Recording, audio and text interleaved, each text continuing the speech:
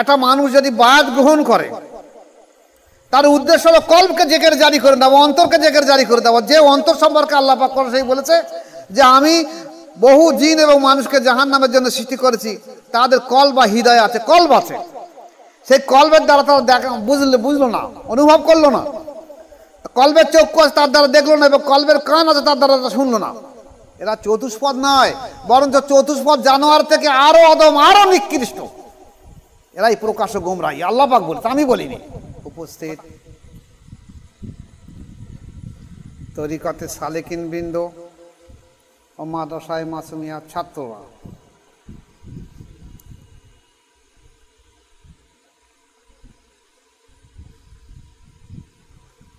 দেখুন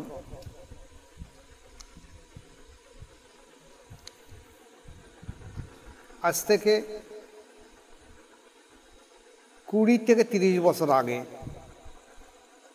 যখন আমি আমার এলাকায় তরিকায়ে মুজাদ্দেদ তরিকা প্রসার করি, তখন আমাদের এলাকা সব অধিকাংশ ফুরফুরা সিলসিলার ফুরফুরার ভক্ত। মুরিদ তো মেলে না, ভক্ত।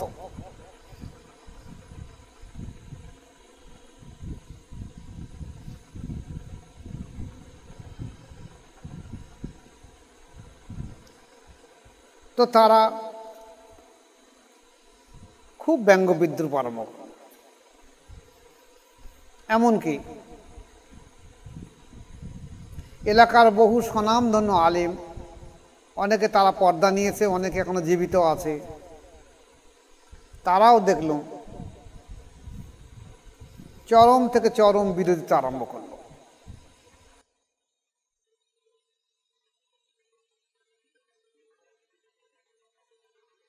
এবার আমাদের তরিকা মুজাদ্দেদে তার ভক্তর ব্যাপার না, এটা হলো তরিকায় বায়াত হয়ে কাজ করতে হবে। ফুরফুরা সিলসিলা ভক্ত হয়ে গেল, কাজ কামের কোনো প্রয়োজন নেই, কেউ বলতেই পারে না কোন তরিকায় বায়াত হয়েছে। 100 জন মানুষকে জিজ্ঞাসা কর দেখুন যদি কোন তরিকায় বায়াত হয়েছে, বলতে পারবে না। মানুষকে জিজ্ঞাসা কর দেখুন তোমার এই যে তুমি যে তরিকায় বায়াত হয়েছো, তা সেই তরিকার সকালবেলা সন্ধ্যেবেলা দরুদ শরীফ বলো, বলতে পারবে না। জিজ্ঞেস করে দেখবেন যে তুমি বলো তুমি দীর্ঘদিন ধরে তরিকায় বায়াত হয়েছো, তা তোমার অন্তরে কোনো অনুভূতি আছে কিনা, বলতে পারবে না।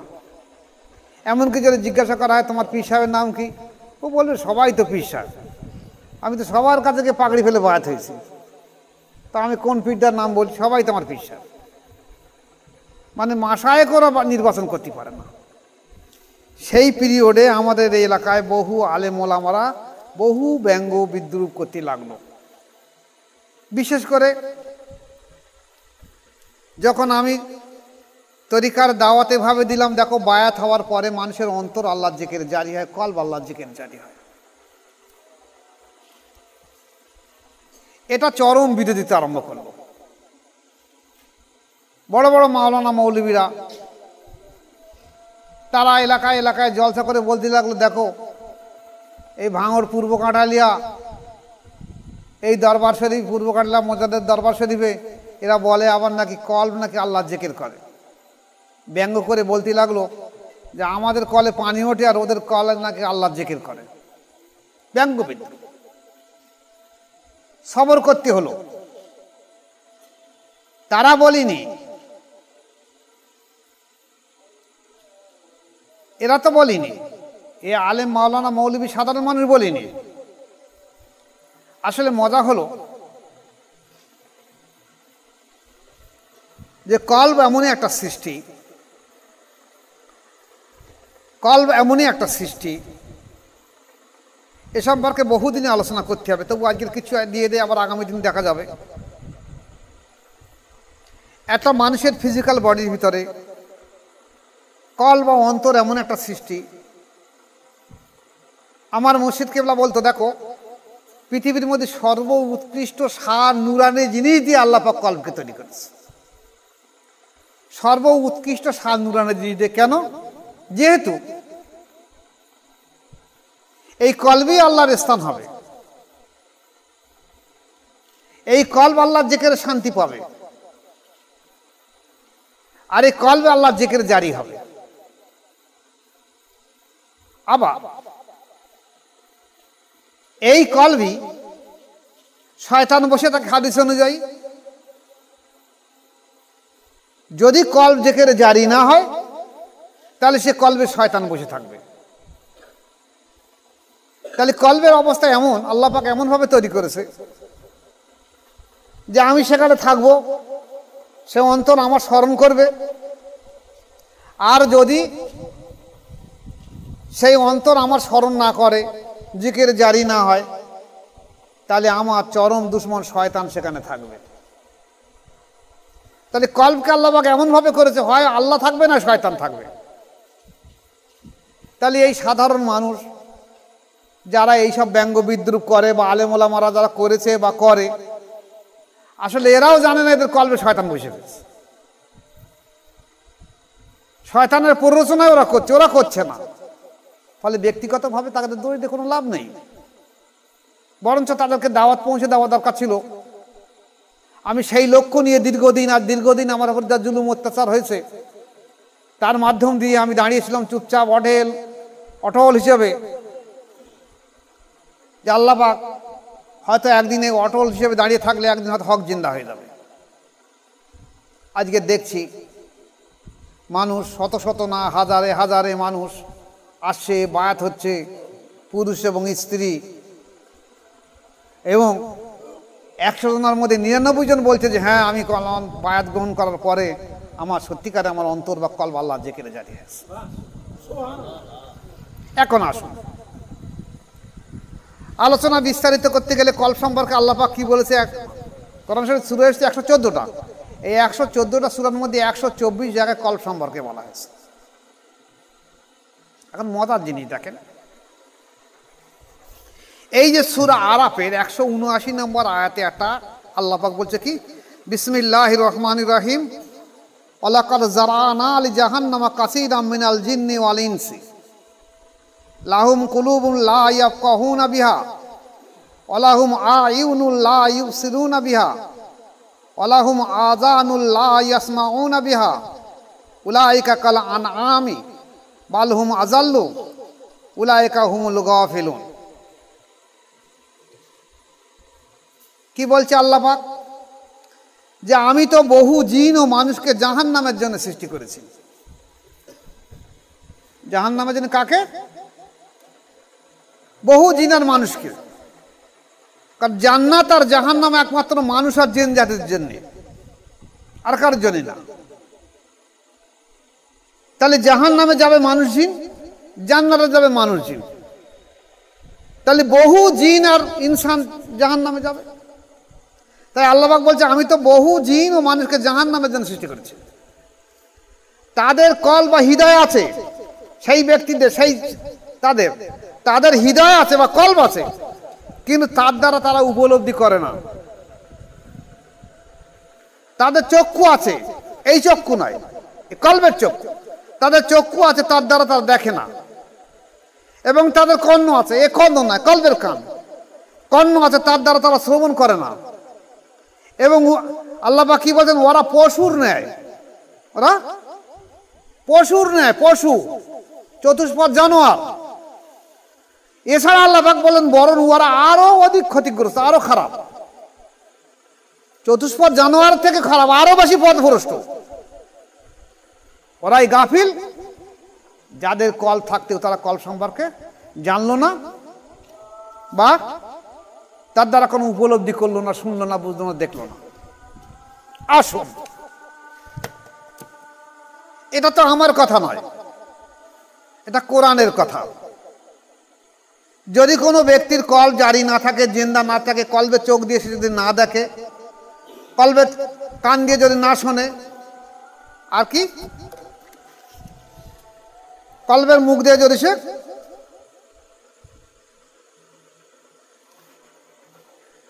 না দেখে, না শোনে বা না বোঝে, তাহলে তারা কি হলো? চতুষ্পদ জানোয়ারের সমতুল্য হলো। এবার আসুন, তাহলে যারা এই তরিকা সম্পর্কে গালাগালি দেয়, তাহলে তাদের অন্তরে শয়তান বসে আছে। শয়তানের কাজ তো ভালো জিনিস সহ্য করতে পারবে না। সে জানে আমি তো জাহান্নামে যাব, আর 5 জনকে নিয়ে যাই। একটু পিছনের দিকে তাকাও। আজ আমরা এখানে যারা উপস্থিত আছি, বা আজ এখানে যারা নেই, তাম বিশ্বে বর্তমান যারা মানুষ আছে, অতীতে যারা ছিল এবং আগামীতে যারা আসবে, সমস্ত এই মানুষের রুহু বা আত্মাগুলোকে আল্লাহ পাক আলমে আরওয়ায় একসঙ্গে সৃষ্টি করেছেন। এবং সেখানে সেই আলমে আরওয়ায় আল্লাহ পাক আত্মাগুলো সামনে থাকতেন। এই আত্মার কাজ ছিল কি? আল্লাহ পাকের জিকির করা, আল্লাহ পাকের জালুয়া দর্শন করা, আর আল্লাহ পাকের প্রেমে ফানা হয়ে থাকা। তখন তো এই ফিজিক্যাল বডি ছিল না, আত্মার সম্পর্ক ছিল। তাহলে আত্মা জিকির করত, আল্লাহ পাক আত্মা আল্লাহকে দর্শন করত, আর আত্মা আল্লাহর প্রেমে ফানা হয়ে থাকত। এই অবস্থায় আল্লাহ পাক এই আত্মা এই রুহগুলোকে বলেছিল, আলাস্তু বিরব্বিকুম, আমি কি তোমাদের প্রভু নই? সমস্ত রুহু জগৎ বলেছিল কালু বালা, হ্যাঁ আল্লাহ পাক আপনি আমাদের প্রভু। আমাদের ভাগ্য বিড়ম্বনা হলো, আল্লাহ পাক পরীক্ষা নেওয়ার জন্য আমাদের দুনিয়া পাঠিয়ে দিল, আদম তৈরি করা হলো। আদম তৈরি করা হলো। তা আদম তৈরি করার পরে এই আদমের ভিতরে আল্লাহ পাক কি দিল? এই আত্মা দিল, রুহু দিল। যে আত্মা ওখানে ছিল, সে আত্মা আদমের ভিতরে দেওয়া হলো। আর কি দেওয়া হলো? শয়তান সদৃশ একটা নফস দেওয়া হলো, যেটা নফসে আম্মারা বলা হয়েছে, যেটাকে কোরআন বলছে ইন্নান নাফসা লাআম্মারাতুম বিসসুই, নিশ্চয়ই নফস বারে বারে মানুষকে খারাপ কাজে উস্কানি দেয়। এই নফসা সৃষ্টি সম্পর্কে আমার মুর্শিদ কেবলা বলতেন যে দেখো, মাটি যখন ফেরেশতারা শান্তি লাগলো, তখন পানি আগুন পানি বাতাসের সম্পর্ক থাকলো। এই সংস্পর্শে এসে ওই মাটি ছানার পরে একটা বদবু বা দুর্গন্ধ তৈরি হলো, সেইটাই হলো নফস। তাই এই ফিজিক্যাল বডিতে, আমার ফিজিক্যাল বডিতে আত্মা দেওয়া হলো, রুহু দেওয়া হলো, আর নফস দেওয়া হলো। এখন আত্মাকে দায়িত্ব দেওয়া হয়েছে, তোমাকে এই দেহের ভিতরে দেওয়া হয়েছে, নির্দিষ্ট সময় যখন আমি হুকুম দেবো তখন আবার তুমি চলে আসবে। তোমার কাজ হলো এই বডিটাকে শুধু জীবিত রাখা, আর কোনো কাজ তোমার নেই। নফসের কাজ দেওয়া হলো কি? এই ফিজিক্যাল বডির সমস্ত কর্মক্ষম তোমার করতে হবে। খাওয়া, পেশাব, পায়খানা, চলাফেরা, কাজ কর্ম, পাক না পাক, যা দেখেন সব তোমার। তাহলে আমরা যে কাজ করছি, এই যে কথা বলছি, নড়াচড়া করছি, নামাজ পড়ছি, সব সব নফসের সমস্ত কাজ করছি। এখন দুটো আত্মা এই যে ফিজিক্যাল বডিতে দেওয়া হয়েছে, তাহলে রুহুকে দেওয়া হয়েছে। রুহু তো আলমে আরওয়ায় আল্লাহ পাকের জিকির করত, কিন্তু দুনিয়ায় আসার সঙ্গে সঙ্গে রুহু সেগুলো সব ভুলে গেল। তাই সেই আত্মাকে আবার দুনিয়ায় এসে আল্লাহর জিকির জারি করে দিতে হবে। আল্লাহ পাকে দুনিয়ায় পাঠালো কেন? পরীক্ষা করার জন্য। দেখি তুমি যখন আলমে আরওয়ায় বলেছিল হ্যাঁ কালু বালা, আমি আপনাকে প্রভু বলে মানলাম, তাহলে আমি দুনিয়ায় তোমাকে পাঠিয়ে দিয়ে দিচ্ছি। দেখি এই দুনিয়ার সমস্ত নোংরামু থাকবে, এবং তোমার ভিতরে একটা নফস দেবো, একটা পশুত্ব দেবো, সে তোমাকে পথভ্রষ্ট খারাপ কাজ দেখাবে। শয়তান দেবো, শয়তান তোমাকে পথভ্রষ্ট করে দেবে। এরপরে আমি দেখতে চাই যে তুমি দুনিয়ার বুকে থেকে আমাকে স্মরণ করো কিনা, আমার জেকে করো কিনা, আমার জালুয়া দর্শন করো কিনা, আমার প্রেম করো কিনা। আমরা অধিকাংশ মানুষ দুনিয়া এসে ভুলে গেছি। আর এই ভুলের কারণ হলো আমাদের যে কল্প বা অন্তর দেওয়া হয়েছে, আল্লাহ পাক খাস করে যে অন্তর দিয়েছে এই শয়তান, এই জিন জাতির সঙ্গে মোকাবেলা করার জন্য, আমরা সেই শয়তানটা, সেই অন্তরটাকে আমরা সেখানে শয়তান বসিয়ে রেখে দিচ্ছি, যেখানে আল্লাহ বসে থাকার দরকার ছিল। পৃথিবীর যত ওলিয়া উলিয়া এসেছে, চাই কাদিরিয়া হোক, চিশতিয়া হোক, নকশবন্দিয়া হোক, মুজাদ্দিদিয়া হোক, প্রত্যেকটা ওলিয়া উলিয়ার কাজ একই, যে মানুষের এই মুর্দা দেল, এই অন্তরকে জেগে জারি করে দেওয়া। কিন্তু আফসোস আমাদের, আফসোস আমাদের, আফসোস জমানার যে এক সম্প্রদায়ের ভণ্ড সম্প্রদায় এমনভাবে জড়িয়ে গেছে, পীর মুরিদিকে এমনভাবে ব্যবসার মধ্যে পর্যবেসিত করেছে, দেখা যাচ্ছে পীরের ছেলে পীর হয়ে বসে গেছে। কিছু জানুক আর না জানুক পীর হয়েছে, তার কোনো খেলাফত নেই, তার কামালাত নেই, তার রেসালাত নেই, তার অন্তর জেকেরে জারি নেই, সেও বায়াত করাচ্ছে। কারণ আমার বাপ বায়াত ছিল, আমার বাপ পীর সাহেব ছিল, তাই আমিও পীর সাহেব। এক সময় আমি, এটা আমার নিজ কানে শোনা, এক পীর সাহেবের বংশধর এসে এক জায়গায় জলসা করছে। সেই জলসা বলছে, বাবারা আমার দাদা পীর সাহেব ছিল, আমার বাপ পীর সাহেব ছিল, তা আমি কি পীর সাহেব হতে পারিনি? বলছে, হ্যাঁ হুজুর আপনি পীর সাহেব হতে পারেন। বলতে আজ থেকে তোমরা বলবে আমাকে পীর সাহেব, নারায়ে তাকবীর, আল্লাহু আকবার, আজ থেকে আমি পীর সাহেব। কারা পীর সাহেব বানিয়েছে? এই সাধারণ মানুষ পীর সাহেব বানিয়েছে। অর্থাৎ পীর সাহেব হতে গেলে কোনো মাশায়েখের কাছে তাকে দীর্ঘদিন ধরে মুজাহিদা করতে হবে, নফসের বিরুদ্ধে কঠোর সাধ্য সাধনা করতে হবে, হিসাব কিছু না করে পীর সাহেব হয়ে গেছে। অনেকে কিছু জানুক না জানুক, যখন দেখা যাচ্ছে আমার পরবর্তীকালে আমার 3টে সন্তান রয়েছে, 3টে ছেলে বা 2টো জামাই রয়েছে, আমার 2টো মেয়ে মানে 2টো জামাই আছে। তারা যদি তরিকা হাসিল করে, তারা যদি আমার কাছে তরিকা হাসিল করে খেলাফত পায়, তোমরা তাদের কাছে বায়াত হবে, অনুসরণ করবে। যদি তারা খেলাফত না পায়, তাহলে তাদের কাছে জীবনে বায়াত হবে না। বায়াত হবে কি জন্য? এই যারা বায়াত করতে বর্তমানে, আমি বহু মানুষকে জিজ্ঞাসা করে যে আপনারা তো অমুক জায়গায় বায়াত হয়েছেন, তা বলুন আপনার অন্তর কি আল্লাহ জেকের জারি হয়েছে? বলছেন না। তাহলে আপনার মুর্শিদকে জিজ্ঞাসা করুন যে আপনার অন্তর কি আল্লাহ জেকের জারি আছে? বলছে আল্লাহ ভালো জানে। তার পীর সাহেব বলছে আল্লাহ ভালো জানে। একটা মাশায়েখের কাছে বায়াত হবার জন্য আগে দেখে নিতে হবে সেই মাশায়েখের কাছে যারা বায়াত আছে তাদের অধিকাংশ এই মাশায়েখ তার পাওয়ার দিয়ে, সুপ্রিম পাওয়ার দিয়ে, তার তাওয়াজ্জু দিয়ে সেই ব্যক্তির মুর্দাদেরকে আল্লাহ জেকের জারি করে দিতে পারছে কিনা। যদি পারে তোমরা তাকে সেখানে বায়াত গ্রহণ করবে। আমি তো বারবার বলেছি, আমি কোনোদিন বলিনি, আজও বলিনি, যেখানে যত মজলিস করেছি, যত ইউটিউবে আলোচনা দিয়েছি, প্রত্যেকটা জায়গায় আমি বলেছি দেখো পৃথিবীতে 4টে তরিকা এখনো বিদ্যমান আছে, কাদরিয়া, চিশতিয়া, নকশবন্দি, মোজাদ্দেদা। এখন নেসবত অধিকাংশ তরিকায় মুছে গেছে, কিন্তু মোজাদ্দেদ তরিকার নেসবত পরিপূর্ণভাবে ফুটে উঠেছে। তো যদি কোনো জায়গায় কোনো নেসবত থেকে থাকে, যদি সেই মাশায়েখ তোমাকে বায়াত করিয়ে তোমার মুর্দাদের অন্তরকে আল্লাহ কলবকে জেকের জারি করে দিতে পারে, তাহলে তুমি সেই মাশায়েখের কাছে থাকবে ঢোঁড়া সাপের মতন মৃত্যুর আগ পর্যন্ত। কারণ কাদরিয়া আর চিশতিয়া তরিকায় মাত্র একটা লতিফা কলবে ফানা, কলবে মাখা, কলব জেকের জারি হয়ে গেলে পীর সাহেব হতে পারে। কিন্তু আমাদের মোজাদ্দেদ তরিকা তো চলবে না, আমার তরিকা 30টা ক্লাস।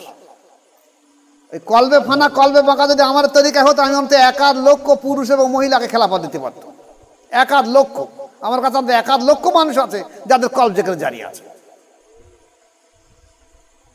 কিন্তু আমাদের তরিকা 30টা ক্লাস করতে হবে এবং নফসের বিরুদ্ধে কঠোর সাধ্য সাধনা না করা ছাড়া খেলাফত কাউকে দেওয়া যাবে না। যাক, আমি সেদিকে আসিনি।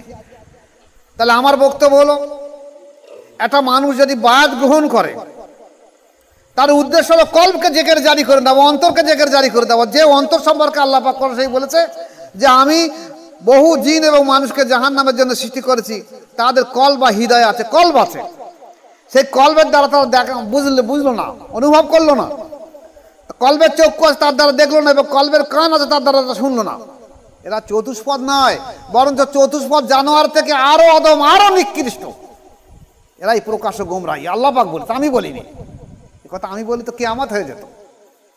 ভাগ্য ভালো আল্লাহ পাক বলেছে। তা আল্লাহ পাক এতটুকু বলার পরেও যদি আমাদের দেশের আলেম ওলামা আমাদের চক্ষু না ফুটে ওঠে তাহলে কবে ফুটে উঠবে? কোরআন জ্ঞান অর্জন করার জন্য। তা কোরআন পড়ে যদি না বুঝে আসে যে তাহলে আমার এই অন্তরটা আমি কিভাবে জিকির জারি করব, কোথায় যাব?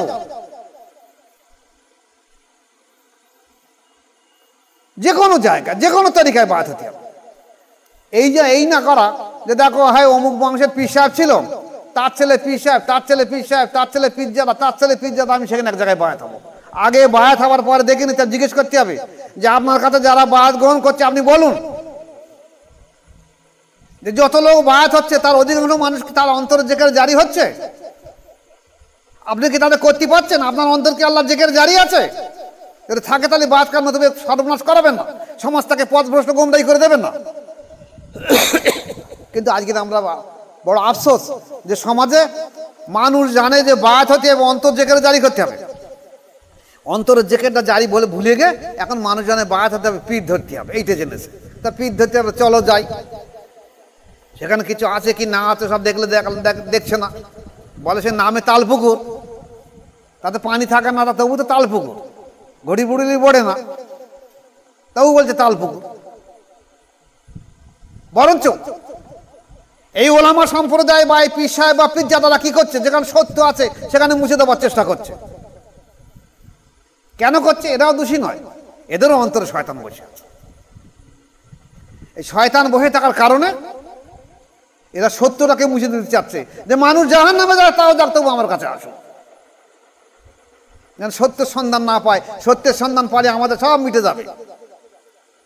তাহলে আসুন, কলব যে আল্লাহর জিকির করে, কলবের যে চক্ষু আছে, কলবের যে কান আছে, কলবের যে অন্তর আছে, আল্লাহ পাক পরিষ্কার কোরআন শরীফ বলেছে। যদি না হয় তাহলে কিন্তু আমরা দুর্ভাগ্য আমাদের জন্য। কারণ আমরা দেখেছি একটা মানুষ, আজ ওলামা সমাজ তাদেরকে দাওয়াত দিচ্ছে তোমরা নামাজের মধ্যে এসো, নামাজ পড়ো ভালো হয়ে যাবে। কি করে ভালো হয়ে যাবে? আপনারা বুকে হাত দিয়ে একজন বলুন যে নামাজ যখন পড়েন আপনাদের নামাজের মধ্যে মন থাকে?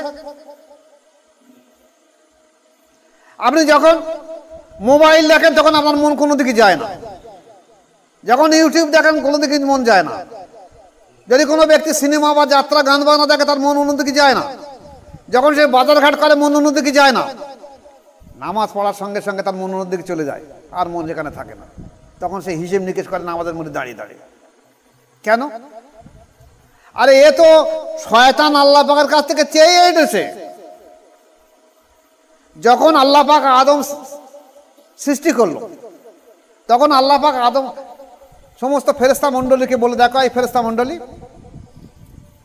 যখন আমি এই আদম এই মূর্তি মাটির মূর্তির ভিতরে আমি রূহ ফুঁকে দেবো, আত্মা দিয়ে দেবো, তখন তোমরা তাকে সেজদা করবে। তো জিন জাতিরা সেজদা করলো, আজাজিল ভাই করলো না। আজাজিল করলো না বলে আল্লাহ পাক তাকে ইবলিশ করলো। জিজ্ঞেস করলো তুমি করলে না কেন? বলছে ও তো মাটির তৈরি, আর আমি জিন জাতি, আমি আগুনের তৈরি, আমি আগুন উপরের দিকে উঠে যাই আর মাটি তো নিচের দিকে পড়ে যাবে, তাহলে আমি ওর থেকে সেজদা করবো না, ও আমার থেকে তো ছোট। এখন এই যে আদম যদিও মাটির তৈরি, কিন্তু আল্লাহ পাক সমস্ত ফেরেশতা মণ্ডলীকে বলিনি যে আদমকে সেজদা করো, তখন আদম মাটি আছে। বলছে আমি যখন আদমকে ভিতরে রূহ ফুঁকে দেবো তখন তুমি সেজদা করবে। এই রূহটা কি? আল্লাহ পাকের হুকুম। তা তখন তুমি সেজদা না করো মানে আল্লাহকে সেজদা করো, অস্বীকার করবে। যেমন দেখুন হাদিস শরীফে এসেছে, মানুষ যখন আল্লাহর হয়ে যায়, বেশি বেশি নফল ইবাদতের মাধ্যম দিয়ে মানুষ যখন আল্লাহর হয়ে যায়, তখন মানুষের হাত পা চোখ মুখ সব আল্লাহ হয়ে যায়, আল্লাহ হয়ে যায়। তাহলে যদি একটা মানুষের হাত পা চোখ মুখ আল্লাহ হয়ে যায়, আল্লাহর ওয়ালা হয়ে যায়, তাহলে সে তো আল্লাহ নয়, কিন্তু আল্লাহ থেকে আলাদা নয়। তাকে স্মরণ করার দরকার পড়েছে, তাকে অনুসরণ করার দরকার পড়ে। তার ব্যক্তির অনুসরণ করছে না, সে যে আল্লাহময় হয়ে গেছে তাই জন্য আমি অনুসরণ করছি তাকে। ফিতনা এই জায়গায় এসেছে। যদি আল্লাহ সময় আগামীতে একদিন আলোচনা করে দেবো কীভাবে ফিতনাটা এসে গেছে। এই আদমকে অনুসরণ করার কথা অনেক ওলামা বলছে, আমি কোরআন রেজ হাদিস রেজ আমি অনুসরণ করবো কেন? আর ব্যক্তি আদমকে ব্যক্তি মাটিকে অনুসরণ করার কথা বলিনি, তার ভিতরে রুহু আছে, সে সেই তার নফসকে তার নফসের ইসলাহ করে, নফসের চরিত্র সংশোধন করে আল্লাহময় করেছে।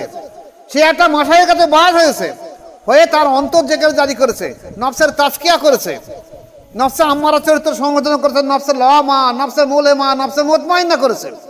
সে ফানা এনেছে, ফানাবের শায়েখ হয়েছে, ফানাবের রসুল হয়েছে, ফানাবিল্লাহ হয়েছে। সে তো আল্লাহময় হয়ে গেছে, তুমি তাকে অনুসরণ করবে না কেন? তার অনুসরণ সারা জীবনে তুমি কোনোদিন আল্লাহকে পাবে না।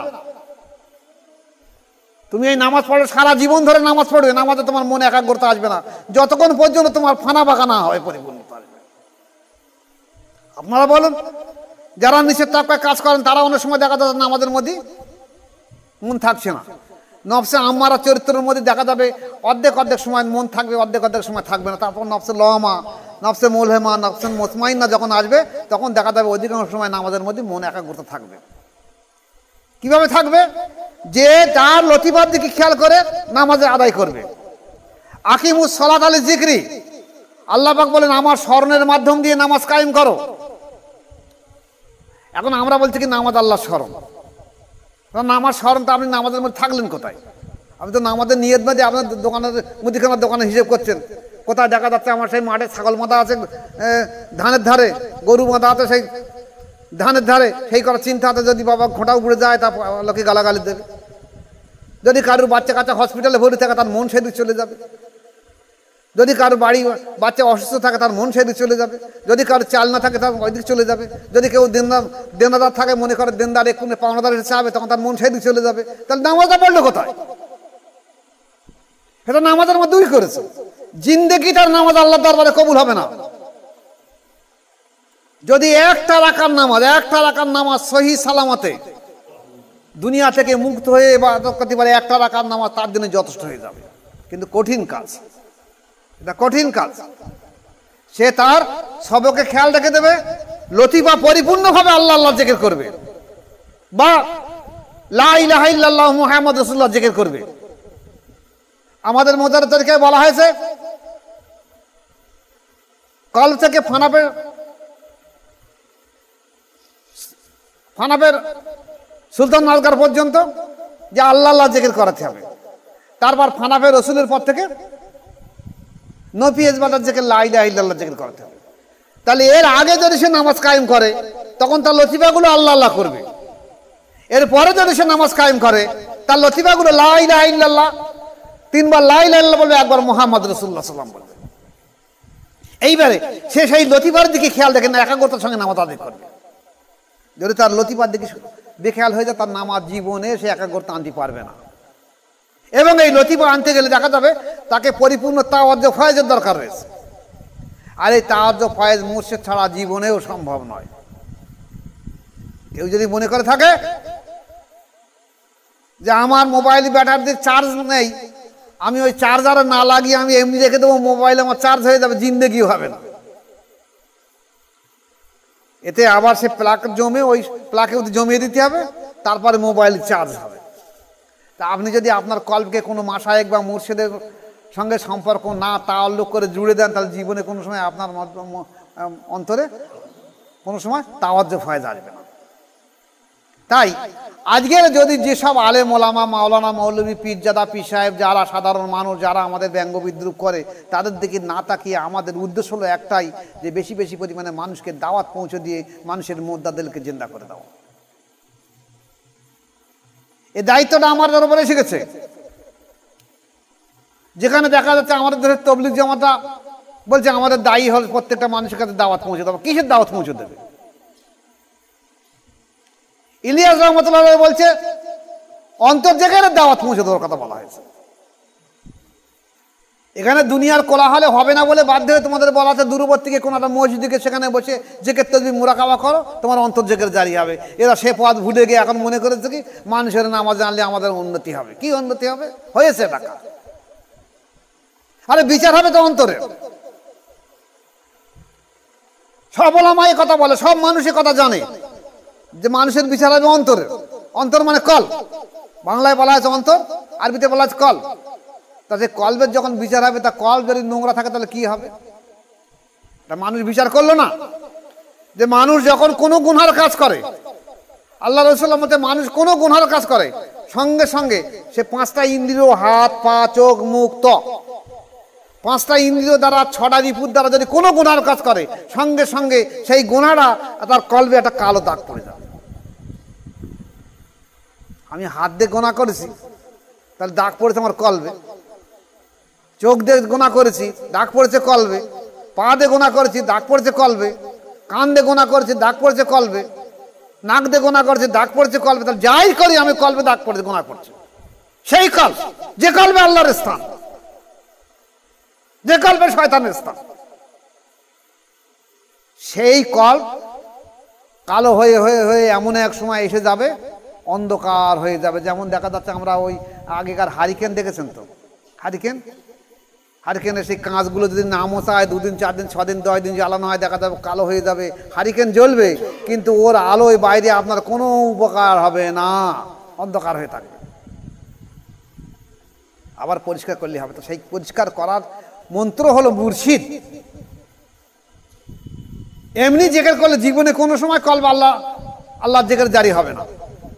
সে লাখে একদম বা কোটিতে একদম। আমি আমার মসজিদকে জিজ্ঞাসা করেছিলাম যে বায়াত ছাড়া কি কোনো মানুষ অন্তর আল্লাহ জিকির করবে না? বলছে হ্যাঁ, কোটিতে একজন হতেই পারে, কিন্তু সংবিধান তা বলে না। সংবিধান বলে এটা যে মসজিদের কাছে বায়াত গ্রহণ করে মসজিদের তাওয়াজ্জুহ ফয়েজ দিয়ে তোমার অন্তরকে আল্লাহ জিকির জারি করতে হবে, এছাড়া সম্ভব নয়। এইবার তারপরে তার সাধ্য সাধনা করবে নফসের বিরুদ্ধে।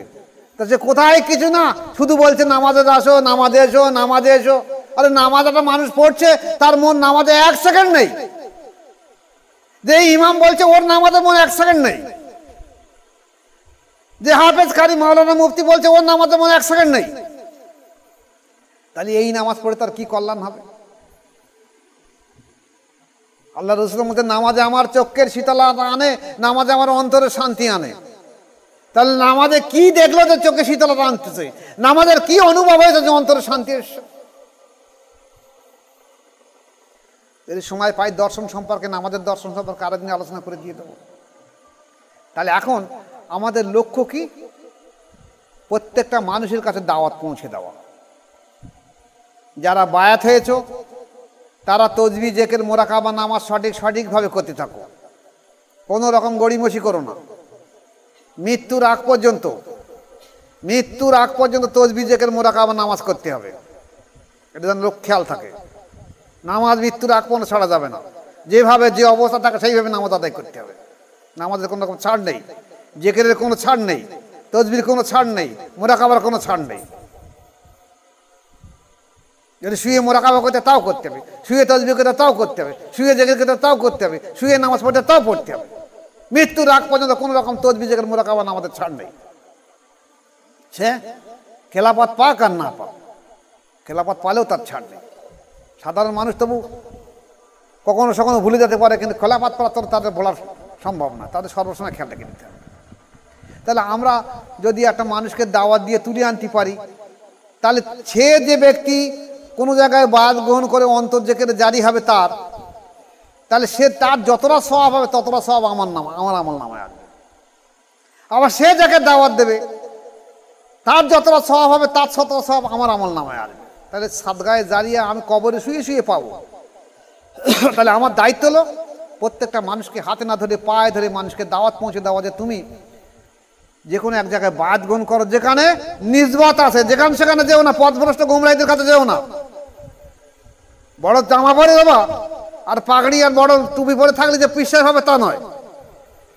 দেখতে হবে তার কাছে খেলাফত আছে কিনা, তার কামালিয়াত আছে কিনা, তার ক্ষমতা আছে কিনা কোনো মুরতাদকে জিন্দা করে দেওয়া। যদি থাকে সেখানে যাবে না, তোমার মনে করছে পথভ্রষ্ট গুমরাই, যে পীর সাহেব নাম হয়েছে পথভ্রষ্ট গুমরাই। ওই আমার আলমারির ড্রয়ারে ওরকম কয়েকশো খেলাফত নামা রয়েছে। বীরভূম, মুর্শিদাবাদ, মালদা, 24 পরগনার একজনের দু জায়গায় খেলাফত পেয়েছে, এক জায়গায় 5 জায়গায় খেলাফত পেয়েছে, একজনের 7 জায়গায় খেলাফত পেয়েছে। অবশেষে এই ইউটিউব দেখে এসে বলছে সত্যিকারে কল যেখানে জারি হয়। আমার তো এই 7টা খেলাফত নামা রয়েছে, ক টাকাতে খেলাফত কিনে নেবে, সেই তো আর কি হয়েছে, তোমার লাভটা কি হবে? অন্তঃশুদ্ধ তাজকিয়া নফস যদি না থাকে তাহলে তোমার খেলাফত বললে কি হবে? সেই খেলাফত নাম আমার ডোয়ারে রেখে দিয়ে বলছে আমাদের বাজ করে দেন, আমি তওবা পড়ে দেন, আমি তসবিহের মোরাকাবা করতে থাকি। এখন তারা অধিকাংশ মানুষ দেখা যাচ্ছে তাদের অন্তর জেগে জারি হয়েছে। এখন বলছে দেখো খেলাফত আমার কী লাভ হলো?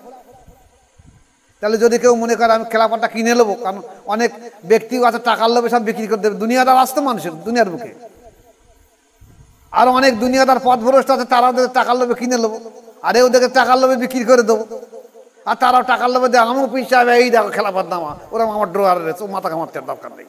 আমার দেখবো যে বৃক্ষ তোমার নাম কি বলে, ফলে পরিচয়। তুমি কটা মুর্দাদেরকে জিন্দা করে দিতে পারো? তুমি পীরের সন্তান কি পীরজাদা কি পীর সাহেব কি অমুক তমুক, ওটা আমার দেখার দরকার নয়।